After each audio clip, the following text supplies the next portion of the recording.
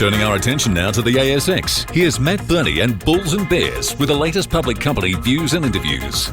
Welcome to Bulls and Bears, where we break down the latest ASX announcements from public companies that are doing interesting things. Today's Bulls and Bears is brought to you by Pursuit Minerals, ASX code PUR. I'm Matt Birney, and I'm joined now by the Chief Executive Officer of Pursuit Minerals, Mark Freeman. Hi, Mark. Hi, Matt. Pursuit Minerals is an exploration company focused on the discovery of platinum group metals in Western Australia, in addition to a bit of gold and nickel. The company's exploration program is currently focused on its Warrior project north of Chalice Mining's amazing Julimar platinum nickel discovery. Recent geophysical surveying at Pursuit's Phil's Hill prospect at the Warrior project lit up a series of buried mineral conductors, and it's game on now for this ASX-listed junior explorer. Mark, your share price jumped over 20-fold this year, and you've started to generate a bit of excitement around town. What are the early indicators of mineralisation at Phil's Hill? We've had a phenomenal result from our moving loop survey, which has generated about 1.6 kilometres of strike line, starting at about 100 metres down to 400 metres depth. It is one of the best anomalies that's seen around town, and one that we're going after very hard with drilling to commence as soon as possible.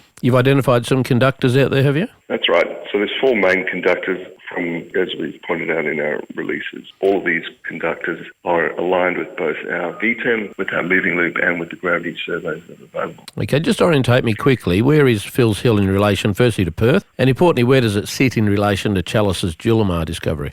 So Chalice's discovery is about 70 kilometres northeast of Perth, and we're sitting about 40 kilometres northeast of Chalice's Gonaville discovery. So we're very much within the edge of the Yilgarn Craton. All right, so those four conductors, at least on paper, look like they're begging to see a drill bit. When do you expect to get on the ground with a drill rig? So we've got the drill rig ready to go. It's a brand new refurbished rig from Mount Magnet. We have our POWs being lodged with the government, and we're waiting for approval on that. We've got a heritage agreement being executed, and we're waiting for clearances on the heritage survey. So best bet is 1 to 2 months, and we're ready to go. What other targets look interesting at the broader Warrior project, and why? So the broader Warrior project includes our Kalingari West tenement, which is adjacent to DevEx, and DevEx have put out some pretty interesting announcements, including their PG nickel and copper results.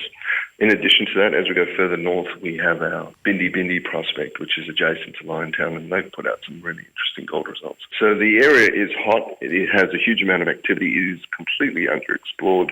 This has all essentially been farmed for the last 120 years, and no one has done much exploration out there. And I see at last look you had about 9 million in the bank, so I suspect if there's anything lurking out there, you'll be able to find it with 9 million. Mark Freeman from Pursuit Minerals, thanks for joining me today. And remember, Bulls and Bears is only here to give you information, not advice, which you should of course seek independently. I'm Matt Birney, and this is Bulls and Bears. For more public company CEO interviews, go to the money page at 6pr.com.au and click the Public Companies tab.